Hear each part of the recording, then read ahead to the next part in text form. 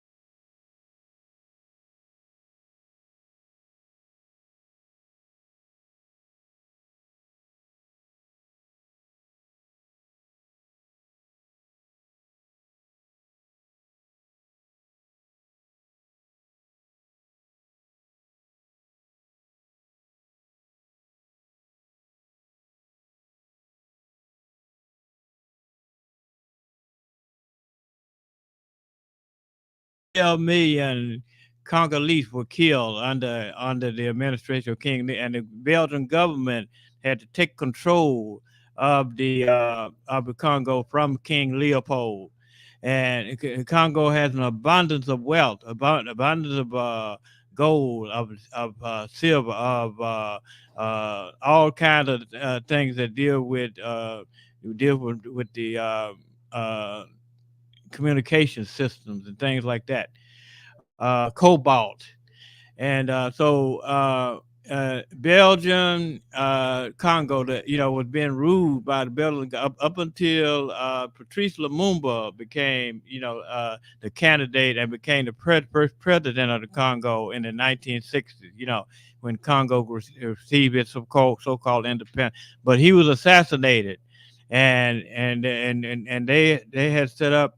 And the CIA had set up an assassination of Patrice Lumumba and had set up Mobutu Sekou Sesu, who became and Tashambe and others all became the so-called leaders of the Congo, and but the Belgian and the United States and all the European nations had their companies from their countries control the resources of Congo. And so the Democratic Republic of Congo has been under so-called civil war, as a result of the carve up of these resources. And even Uganda and other countries have benefited, but basically what it benefited from was Israel. Israel benefited when the airplane was had been so-called skyjacked and landed in Uganda, and they ultimately overthrew the leader of Uganda, and to the point of where now in East Africa, Kenya, and Uganda, the Israelis control a lot of the wealth that's coming out of the Congo, and the UN. We had to go back, look at the history of the UN, and see that the UN has not been the so-called objective arbiter of so-called force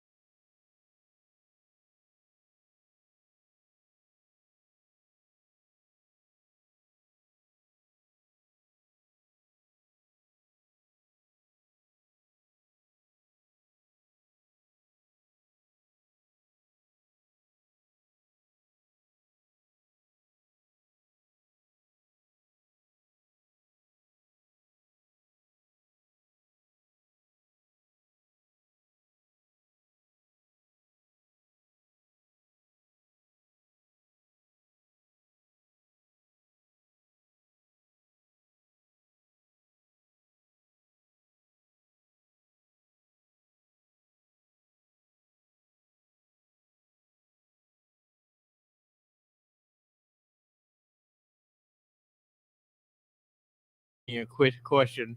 The media basically have blanked out everything that goes on with all the other things that are going on, particularly in Africa. And so what we have to do is begin to ourselves understand that the media will never give us the correct information on what's going on in places where we live. No matter where we are in the world, we are always going to get this blank out of real struggles that are taking place in countries that supposed to be governed by us. Yes. And somebody, they were saying that they could not hear our grand The teacher out. Let me get back in there. So yeah, can y'all hear me out there in the social media platform? Let me know if y'all can hear me, because we got having some kind of technical difficulties on these parts. I want to make sure that y'all can hear me. Could y'all not hear our grandmaster teacher at all? Yeah, just let me know. Let me know. But we got our comrades checking in. Okay. All right, good. You can hear me. All right. What's up, Mr. Joe Gonzalez? How you doing, brother? Good to hear from you. Revolutionary greetings, comrade. Don't hear you speak. Yeah, thank you for telling me that. Yeah, and anytime y'all have an issue with hearing us, make sure you let us know, because we're broadcasting. We're broadcasting on 2 different networks simultaneously. So we have an issue with that. Let me see. Susan Rogers, how you doing? She said, also didn't hear you. Free the land. Good morning. Good morning to you also. So good. So yeah, we was just talking about the Congo and how it's a terrible humanitarian crisis, and Grandmaster Teacher just did an excellent job of really explaining how this crisis really came to be, how imperialism and these systems of oppression and exploitation have created these really global crises that we suffer from and face today, on a like a global scale. So it's a global system, system in which we are going up against. And I think I got my comrade Kakai on the phone. Comrade Kakai, how you doing? Free the land. I'm high in spirits and full of pep, like General Hamisha used to say all the time. We're seeing things that are evident through our studies of history, but most of the people have to understand that this is something that has been going on time and time again with our European adversaries. They've been able to create the environment. They've created an environment to appear to be assisting us, but while at the same time, they're making sure that their plans are carried out. I mean, the UN is a prime example. It's supposed to be a organization that's designed to be a force of peace, but when it comes to Africans, they utilize their ability to engage with us without any fight to overtake and our resources and our wealth that comes out of Africa. And Grandmaster Teacher mentioned how the Israelis benefited, but I was hoping that Grandmaster Teacher would go into more details of how they have benefited to the point that they're still reaping the benefits of this day. Can you elaborate on that, Grandmaster Teacher? Yes. Okay. So we know that the illegal state of Israel was set up by the UN to be to take over 55% of the land that was being that in Palestine. Palestinians were the majority in that population, and so the illegal state of Israel was allowed to by the colonial power Britain, and Britain turned it over to the United States. The United States actually established the state of Israel through the UN. And Israel is not only the largest population outside of Israel itself is in New York and in South Africa.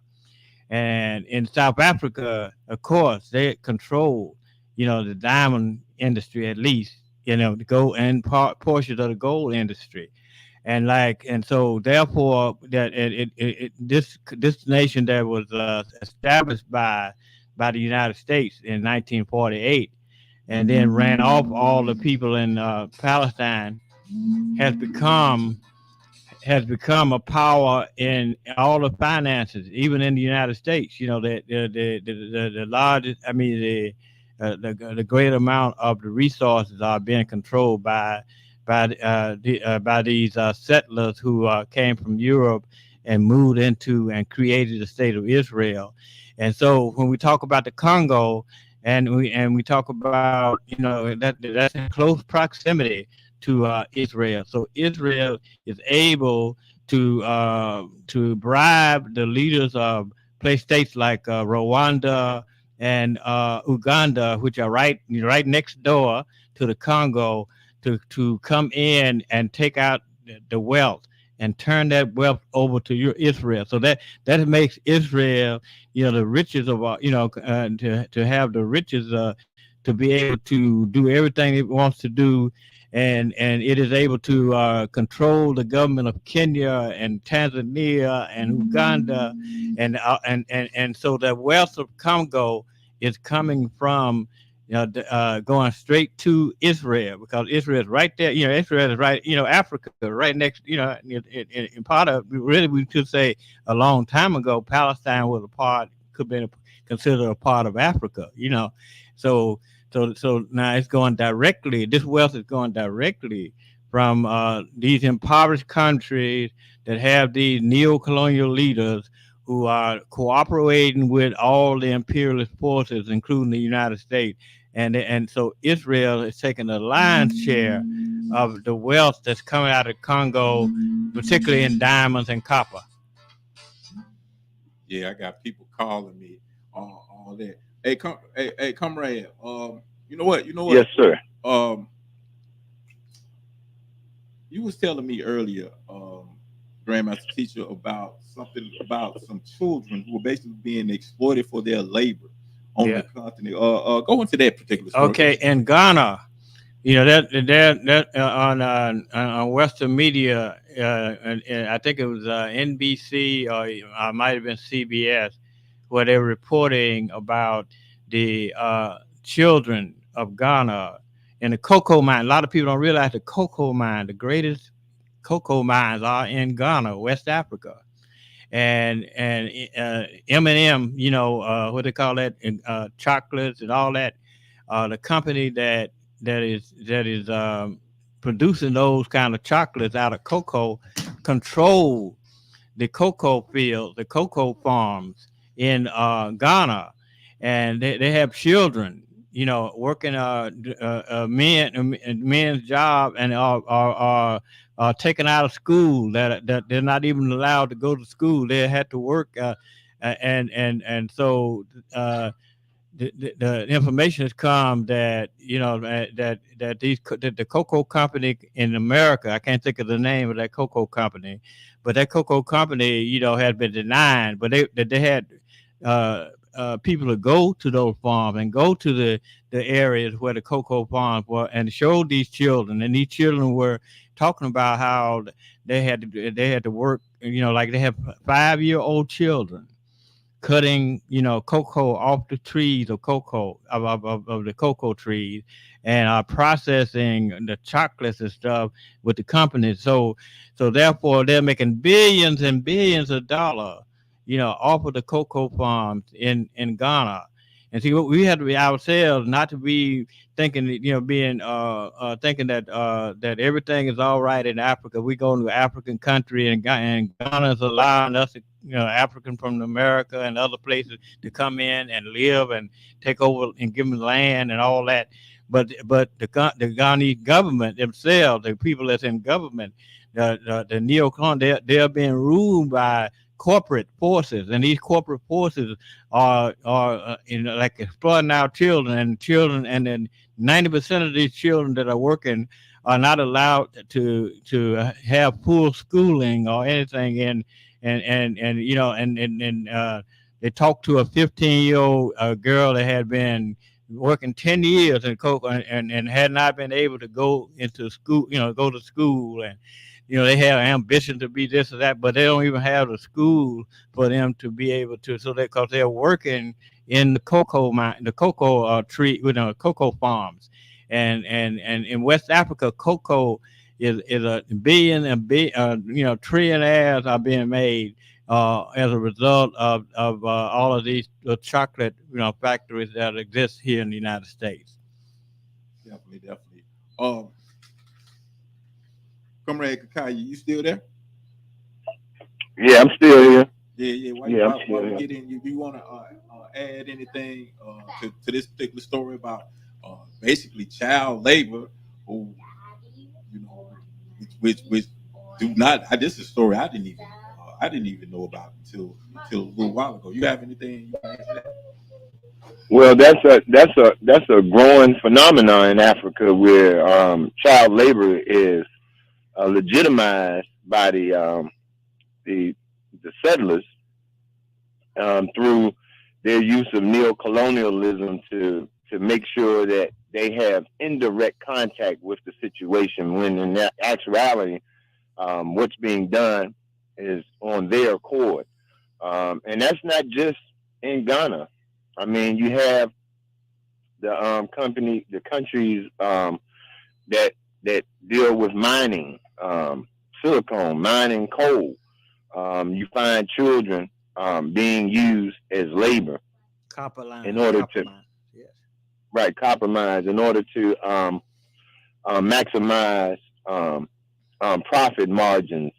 I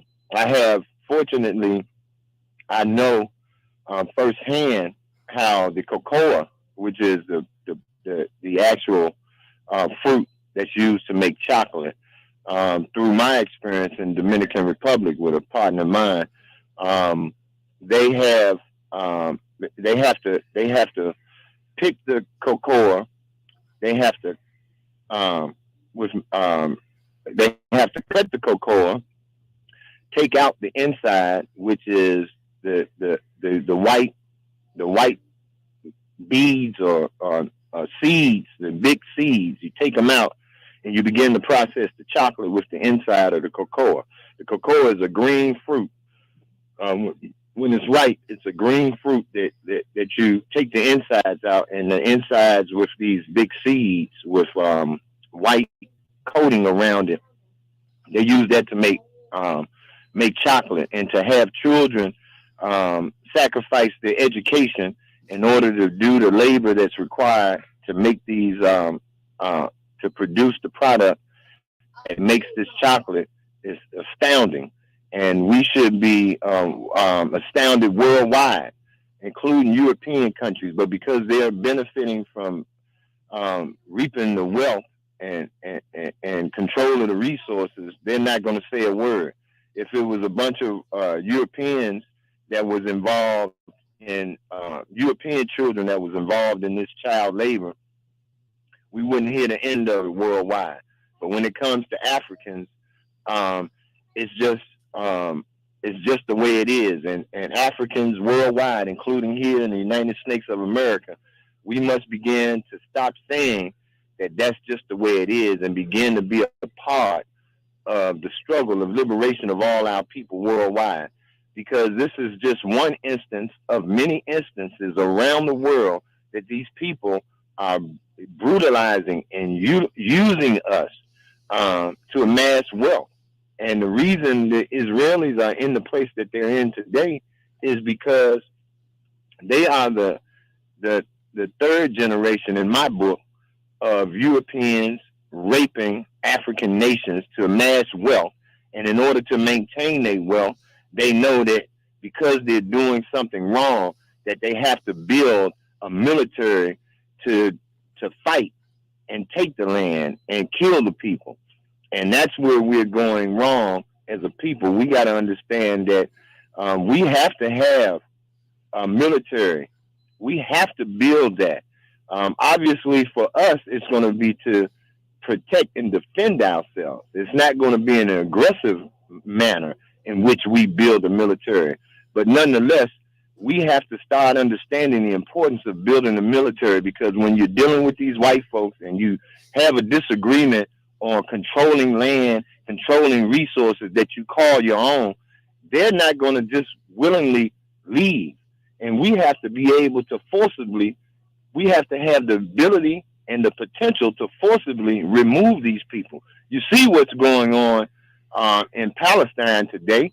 They throw leaflets out to let you know, let the world know, hey, we're being good Samaritans because we're telling them to leave.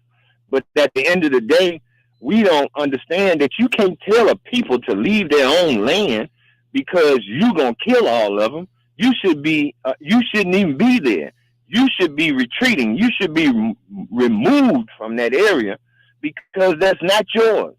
But they think that they can do anything and justify their actions by just appearing to be good Samaritans. They've been the world's, and I say this all the time, they've been the world's greatest thieves. They've been the world's greatest murderers. They've been the world's greatest liars. They've been the world's greatest kidnappers. And they've been the world's greatest rapists. And we want to be a part of a system that they created, the worst of the worst.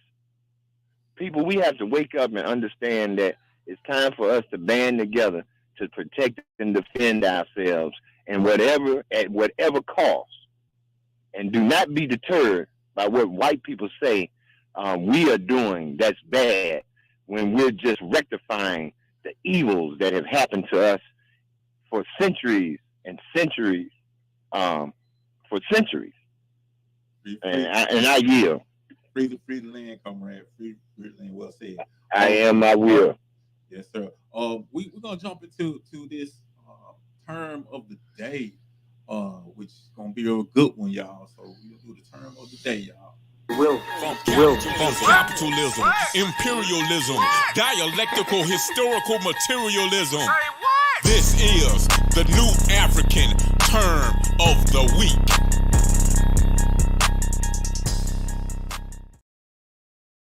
The lyrics deliver the new African term of the week, and it is none other than self-determination. Comrade, you enlighten us. What is self-determination? What do we think? Because we always talk about it. Okay, so let me say this: self-determination. We got to see when did the origin of the term self-determination come into being? It came into being as a result of the European conquering of the entire world. And so, particularly after World War I, the Soviet Union had some conferences called the Communist International. It was not just the Soviet Union, but other countries who were in World War, who had liberated themselves, from the colonial forces of the world, and the right to self-determination became a term that was determined in one of those Communist International conferences. And so it said every people has a right to self-determination. And so consequently, ever since the Europeans began to have their own breakup of their colonies, and nations have began to in the modern era fight for self-determination. And self-determination is the governing of yourself, the government of your people. Every people have a right to self-determination. And we've had instances even here in the United States just a few days ago in which a Sikh leader from India was threatened to be killed, by agents of the Indian government, because the Sikh are asking for self-determination over Taj Mahal and other areas of India. And in Canada, one Sikh leader was assassinated actually by some Indian operatives. I wanted to say that because we look at it, we got to look at understand that why we are saying that we want self-determination, we want self-government, we want to be able to govern ourselves, and we have the right to self-determination. So the provisional government of the Republic of New Africa is saying that our self-determination is going to be determined by the number of states the 5 states that we have called our homeland, which is Louisiana, Alabama, Mississippi, Georgia, and South Carolina, and other areas that are close to those areas.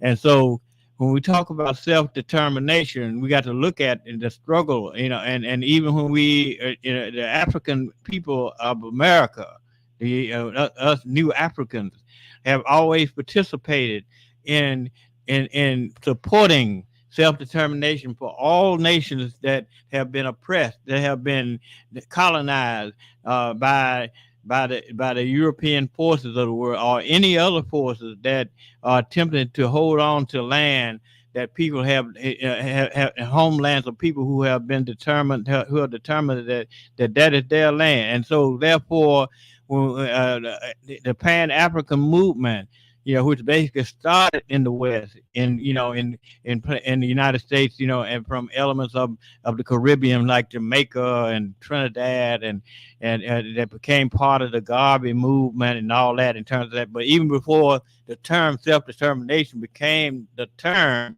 we have been struggling. We call for Africa at home and abroad under the Garvey movement in the 1920s and 1930s, and we call for land by the Nation of Islam, by Malcolm X, and the origin of organizations such as the Black Panther Party that were calling for self-determination for African people. So we're not aloof from that, but the CIA and the MI5, which is the British intelligence, and Mossad, which is the intelligence aid of Israel, have done everything they can to deny that people have a right to self-determination, and the Palestinian people have a more right than any other people in that area, because this was Palestine for thousands of years before it has become the so-called state of Israel. And the state of Israel has come from taking over 55% of the land that was majority Arab, majority Palestinian, to taking over the whole Palestinian nation, and putting it subject certain areas such as the West Bank and Gaza subject to Israeli rule, colonization. So therefore, all forces, including us, must say what self-determination is for us, and self-determination is self-government. That is, we got to break away from being a part of any kind of a imperial or capitalist system that is controlling us. Yes, in layman's terms, self-determination is basically the process by which a country determines its own statehood and forms its own allies and government. Also, another definition people talk about is the process by which a person controls their own lives. And we understand that both are connected, because in our code of Emoja, it clearly states that we suffer fundamentally because we don't have the ability to control our own lives. We don't control our own lives because we are being governed by individuals who have created systems that are based on the oppression and exploitation of our people. In other words, the people who govern us benefit from our exploitation. So if we're being governed by individuals who don't have our best interests in mind, and our best interests don't serve their best interests, in fact, our best interest serves to the demise of their best interest, because if we cut off the exploitation, if we cut off the oppression, if we cut off the brutality, then what happens is their system crumbles. They can know they're living, they're afloat, they're prospering. I can't even say it, but you know what I'm saying. Based on the exploitation of our people, and it's been like that. Yes, been like that for centuries and centuries and centuries. So we cut that out, which would benefit us, because that very power relationship, that power dynamic, which is sucking the life out of our community, is causing our families, our communities, our people to suffer. We suffer greatly because of this relationship, because of this power dynamic. So if we cut that off, which would benefit us, it would be detrimental to the system. That's why, when it says everybody has the right to self-determination, including us, African people here in America. We don't only have the right to, it's in the Universal Declaration of Human Rights that we have the right to self-determination. Everybody does. So it's extremely important that we understand that and that we educate ourselves on these things so we don't get confused and we get wrapped up in fighting someone else's battle, as Grandmaster Teacher always say, because we'll look up, we'll say, oh, well, we got to get the Democrats in because the Democrats going to help the black folks, which I would say the African people. Then some people look at the Democrats and they realize, well, they ain't really been helping us. They've really been exploiting us too. And then you just flip flop and say, well, we got to go to the Republicans. Donald Trump ain't that bad. He really is. But, neither one of them, whether Democrat or Republican, neither one of them have the best interest of our people in their minds or their hearts. That's why we go back to that term, self-determination. And even in Kwanzaa, it talks about, it refers to self-determination. Although it kind of has a watered-down definition, it doesn't go all the way into nationhood. And as Grandmaster Teacher was talking about earlier, a lot of people mistaking the Kwanzaa definition for individual, having self-determination as an individual, which is impossible. Self-determination is for the collective, for the group, for the whole, which every principle in Kwanzaa is all about. The collective, the group, and the whole. But let's read the Kwanzaa definition. It basically refers to define yourself, naming yourself, create for yourself, speak for yourself, instead of having other individuals do these things for you. And you broaden that out, you just get to govern yourself. Right. So it's all in alignment. We all struggling for the same thing. So we have to collectively get on board with the solution. And Comrade Kai, you still here? Yeah, I'm still here. I got about 10 more minutes before I have to roll out. But yeah, you're absolutely right. It's self-determination is for the collective of our people. Collectively, our people have suffered for so many years. Collectively, we should understand that that's how we're going to get out of this situation. Because not understanding and not going in the footsteps of an African person warrants white people the right to stay out of our lane, stay in their own lane. That's the only right they have, is to stay out of our lane. We know from personal experience as a people, I'm talking about collectively as a people, what has been going on. And we don't need to sit back and go back and forth that you redline the houses, that you did the homestead and didn't add us to it. You created Social Security for us, for yourselves, and didn't want us to be a part of Social Security. We don't need to talk about you created unions for the manufacturers that you really wasn't including us in there. You talk about taking the land, liberty, pursuit of happiness. You were talking about yourself. We don't need to go through all the stuff that y'all ain't doing for us. White people need to just stay in their lane and allow us to move forward to liberation and freedom.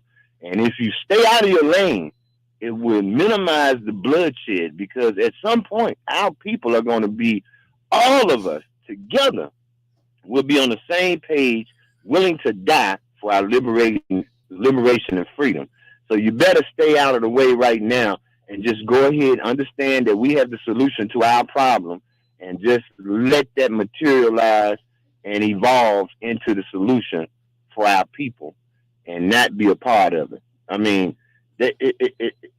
It's crazy how when we talk about doing things for ourselves, white people have all of these things to say, and the neo-colonialists have all these things to say. Stay out of it. We're going to get to our promised land, which is liberation and freedom, with a nation called the Republic of New Afrika that encompasses 5 states in the Western Hemisphere of the United States of America. Definitely. And I yield. Definitely. I want to give a big shout out to our brother out there in the struggle from Arkansas. My comrade Obafemi. How you doing, brother? Good to hear from you as always.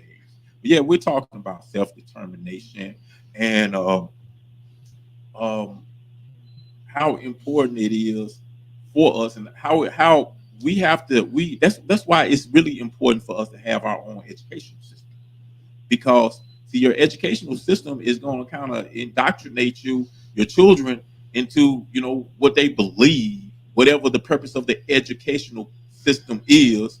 That's going to indoctrinate your children into a way of thinking that is going to support whatever system that their educational system emerges from.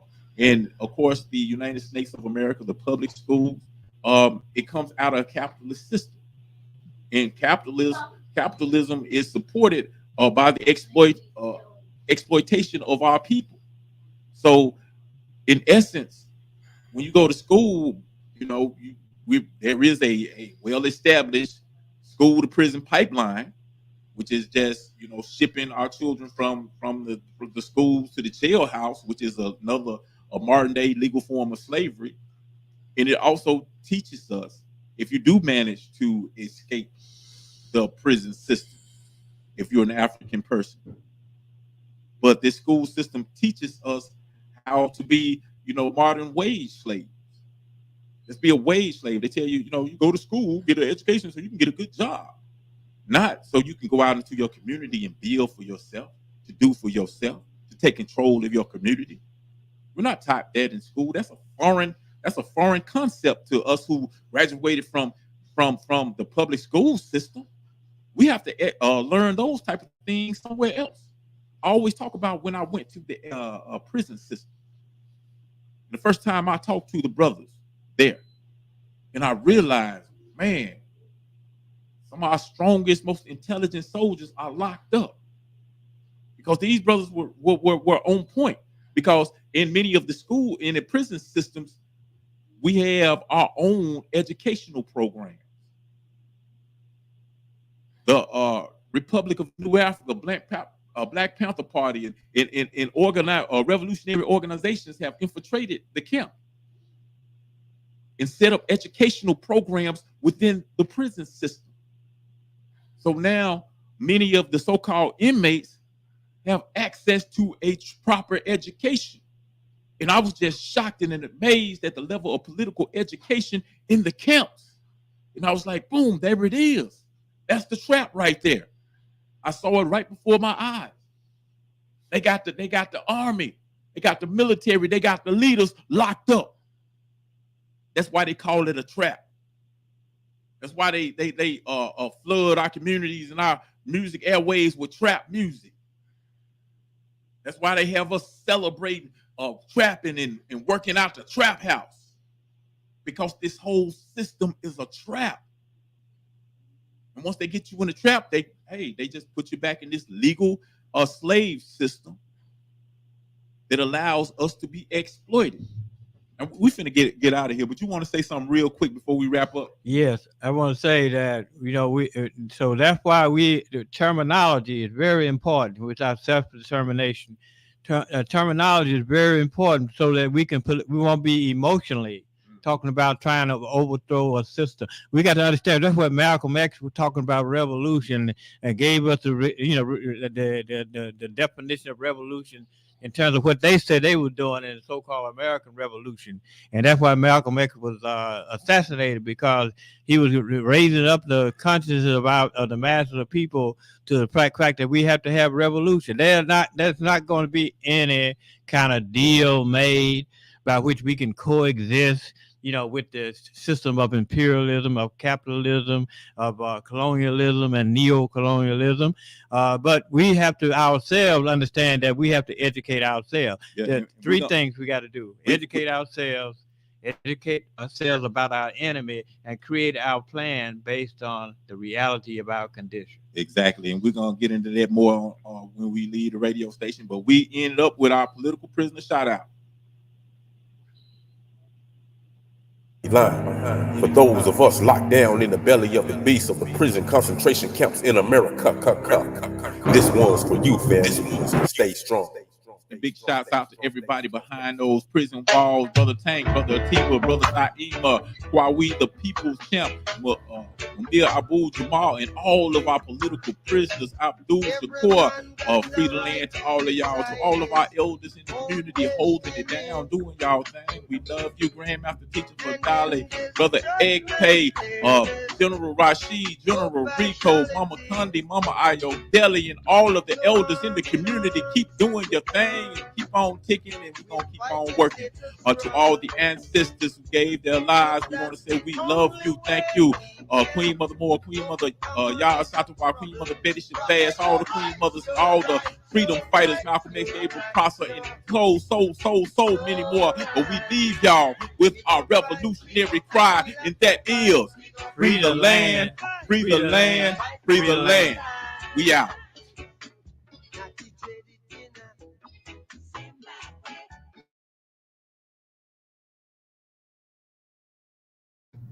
And that concludes. We still on the air, comrade. We ain't. You can take the headphones off though. Yeah, we just on there. Joe Gonzalez, we ain't on how yet. So like all power to the people. We just concluded our radio broadcast. We're gonna be on for about another 12 minutes, and then we're gonna get up out of here. But yeah, that concludes our radio portion of the broadcast. Like I said, we always broadcast simultaneously live on the radio 1600 WMQM, also here on Facebook Live. I think that's kind of cool. We trying to work all the bugs out. Sometimes it can get kind of complicated, but big shouts out to our engineer in the house, Brother James. So thank you, appreciate that. But yeah, we've been talking about self-determination now. I want to pick up right where we left off, because you was talking about three things. You just repeat them, man. Okay, so as a people, we have to begin to study our history so we understand properly what our history is about in order to be able to study out. But also we must study the history of our enemies, the people that are in control, that are in power, so that we can devise a plan based on reality. We don't want no mystical plan. And we don't want no utopian socialism. We want scientific socialism. And one of the things that we have to begin to do is understand the different terminologies, so that we can begin to properly define ourselves. Because if we just hang ourselves on just racism, and try to see if we can convert, individual white people to, racism, and not understanding collective racism is the problem. We don't care what an individual might think of us as, as people, because they don't have any real power. And so therefore, when we talk about, colonialism, that's a political, birth for racism. When we look at it, we're going to understand that colonialism, that means that people who want to control our lives, the people who are in government, we're talking about the white supremacists, who are the people that are in power. The white supremacists are people who are in power, who have the power to control another people based on the fact that they are part of the corporate existence. That corporate existence, allows them to be able to do everything they can to our people, because they have all the power. We have no power. And so therefore, when we begin to understand properly these little terminologies such as self-determination, then we won't have no, we won't think, we won't be like John Lewis thinking that he can integrate, ourselves into this system, and white folks gonna eventually love us because we love white people, that kind of thing. So, but we're gonna go back to organization. We're gonna go back to organize ourselves, and that's why we got the provisional government of Republic of New Africa, and then we got other organizations that are allied to the things that we are doing. And when we come together on a united front, then we'll be able to frontally deal with the enemy at any level that they're going to do, and we're not going to leave anything out. We ain't gonna apologize to our enemy or be cowered down because our enemy don't want us to go there. We got to go there. We're going to go there once we organize ourselves and organize our mind to understand the nature of this beast that we're talking about. And this beast is a terror we're watching, on television. the genocide, of the Palestinians. Matter of fact, they took the Ukraine, off the off the air, because when they were talking about the Soviet Union and the Ukraine, the Soviet Union would bomb an area, and here one or two children might get killed, or maybe 6 children at the most would get killed. Now we got 15,000, 16,000 or more. It's probably double that, and we got counted 6,500 children that have been killed in a 2-month, almost 3-month period. So when we look at this, this situation and see what the enemy will do, you hear what I'm saying? We cannot cower back. We got to begin to organize ourselves, to put ourselves in a position, and then we still must hold praise, even though our ideology may not be the ideology of Hamas, but we understand that these people have been colonized, since 1948, actually, and Gaza and West Bank, basically were created in 1967, as a breakup of the Palestinian nation. And once we begin to understand that and look at that, then we understand what we must do, because they have been committing genocide against us. And all genocide doesn't just come in the form of bullets.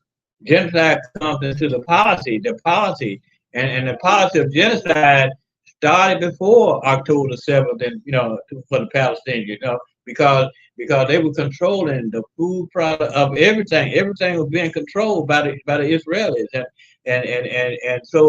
and here we are in America.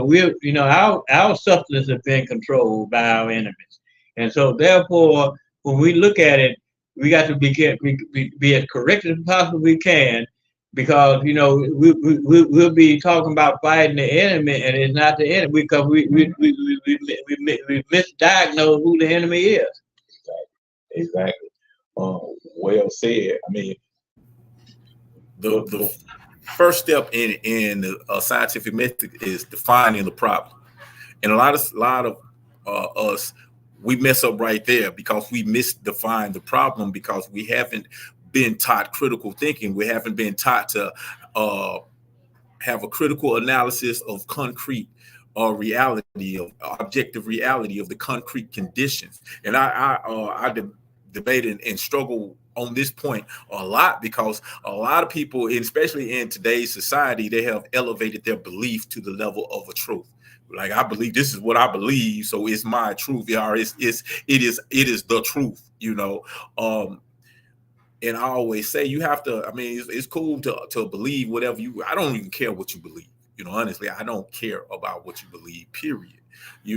But long as you understand that there's a difference between objective truth and a subjective belief. And we need to know the difference between that, especially if we are trying to build a nation, because you can't build a nation based on subjective beliefs. I believe this, I feel this. That's like you said, if you don't understand these principles, if you don't have a concrete system of analysis, then you will go off of emotionalism. And you'll go in, you see our people every day. I listen to us talk, and we believe in somewhat everything. Some of everything. And I ain't even gonna start with some of the crazy things we believe, because as soon as I just said one thing, they're gonna say, "Oh, you don't believe that?" Somebody out there gonna do it. I've did it. A brother asked me, "Hey, brother, I know you got a lot of knowledge, man. Drop some knowledge." And I told him, "Hey, instead of just giving you a piece of information to tell you what to think, I would just teach you how to have critical thinking, do critical thinking skill. That way I don't have to tell you the knowledge. I can introduce you something, and the next time I see you, you'll be educating me, because you have the ability to analyze, to research, to break it down, to decipher, be like, hold on, okay. Even if that information does not apply to me in its totality, there is parts of that is significant for what I'm trying to do. So I'm gonna take this piece right here, and I'm gonna apply it to my situation. I'm gonna allow that to you hold on, I see somebody in here. But yeah, so my whole point is we have to have a concrete system of analysis. We have to concretely analyze the concrete conditions so we can have a concrete solution. Because a lot of times we just go off of emotionalism, thinking your emotions are going to save the day. And I got a story about that. I have a story about that. You know, and I'm gonna tell you like this. Most of y'all not gonna like this story because I didn't really like it, but I think in this situation it actually works. So my little brother, he used to play football. In my high school, we had a terrible football team for a very long time. In fact, my little brother's team was the team that first started turning things around. But we had been terrible. We had bad coaches, didn't have good X's and O's guy. We had great athletes, but not a good system of teaching football.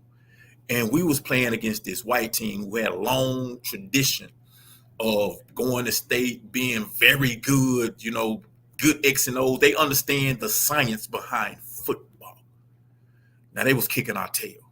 They was destroying us, you know, according to my brother. Now my brother told me at halftime, coaches looked at us because this was an all-white team from one of them old racist Mississippi towns. And he said he looked at the team and he said, them white boys up there raped your grandmama. They raped your mama. They killed your daddy, hung them, lynched them. Had this emotional speech. Got everybody hyped up. It was some brothers in the locker room crying. So emotional. He said they pulled together and they was mad. And they came out there second half and them white boys destroyed them. Now, the point of my story, I told you I'm gonna like it. The point of my story is you can't defeat your enemy based on emotionalism. You got to have concrete strategy, plans, tactics. You can't do it based on emotionalism. What's up? Hey. I need to talk to you right now. Come here. Take over. Okay, so therefore, like when we talk about concrete conditions or concrete analysis, we got to begin to understand that we got to understand that when we do that, we'll be able to defeat our enemy. We'll be able to do the things that will be necessary to keep us together, to organize our community, and do the things that will be necessary for us. And when we talk about organization is the first principle of any kind of ability to overcome adverse conditions. And I want to say that when he was talking about emotionalism, that in the 60s, a lot of times when we were organized, it was based on emotionalism, and we used to what people call sell wolf tickets, like we were gonna do this and we were gonna beat the enemy, and we even have the instrument to do those things that would be necessary. That's why when many instances when they were saying kill the pig, we didn't have an army to kill the pig. The pig was the occupation army in our community, the white police. And so therefore, a lot of confrontation took place that we couldn't win, and as a result, the enemy was able to destroy organizations such as the Black Panther Party and other organizations that existed locally in different parts. And we have many political prisoners that were captured as a result of activity because we didn't really know the enemy like we should have. And we know that the United States government was our enemy in the beginning. We would have had a plan to organize ourselves to circumvent the effect that the United States government was having in the so-called civil rights movement, in which many of our people were killed and lynched and different kinds of situations, put in jail on a lot of false pretenses. And once we began to look at that, then we got to understand that the reality is that science is where we at. Science is what we must begin to promote in terms of our struggle, in terms of our movement. That's what my brother was talking about, because emotionalism, they talk about the cracker and the white man and all that is not going to provide us with a solution to organizing ourselves, to control the question of power and understanding power and what it is and what it entails. and how power has been exercised not only on our behalf, but how it has been exercised against us, so that we can be able to counteract that power. Definitely.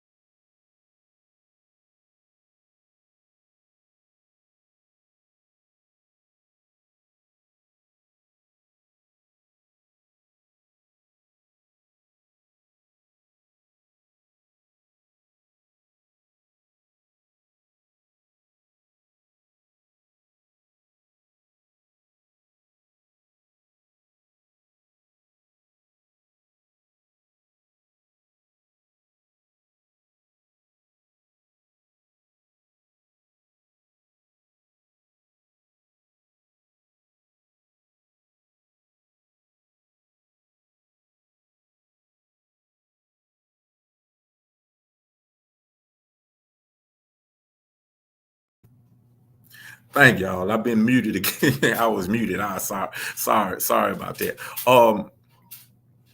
Yeah, I guess I said a whole lot and y'all didn't hear none of it. But yeah, it's about time for us to get up out of here. Thank y'all. I say, what's up, Freedom Power? Always good to hear from you, comrade. Keep doing what you're doing. Powerful brother right there, comrade Freedom Power. Joe Gonzalez, you said, always sharing good critical thinking and analysis. Thanks, brother. Thank you, Joe Gonzalez, for checking in. Always good to hear from you. That's a brother who's always got boots on the ground, and I'm hoping, to connect with you when you're down this way, so we can continue to build and struggle for the liberation of our people, because this enemy that we have is a global enemy that has affected the entire planet. Hey, stay in here. Has infected the entire planet with this virus called imperialism, white supremacy, capitalism, and a system of system of exploitation.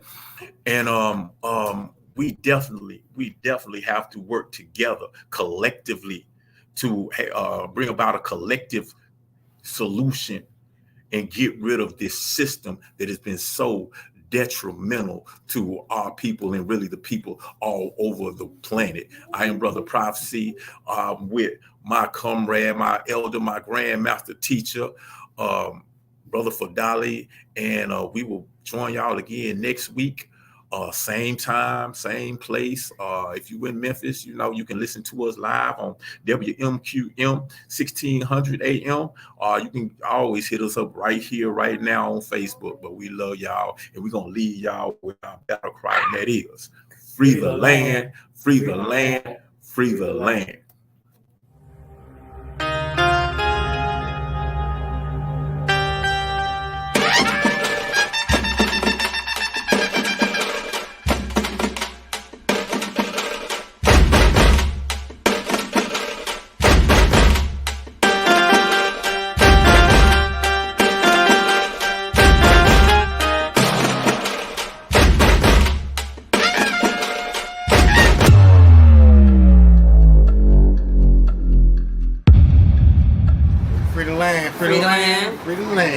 Any means necessary. I'm Brother Zumbi New Afrika. Obiemi New Afrika. And we represent the Harriet Tubman District on the eastern shore of Maryland. We here at Nation Day 55 here in Charleston, South Carolina. Enjoying it.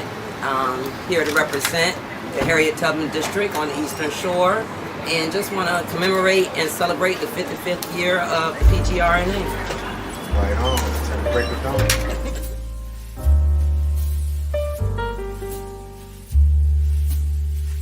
Hey, how y'all doing? I'm Tajwa Jasiri from Columbus, Georgia. I'm with the People's Party for Independence.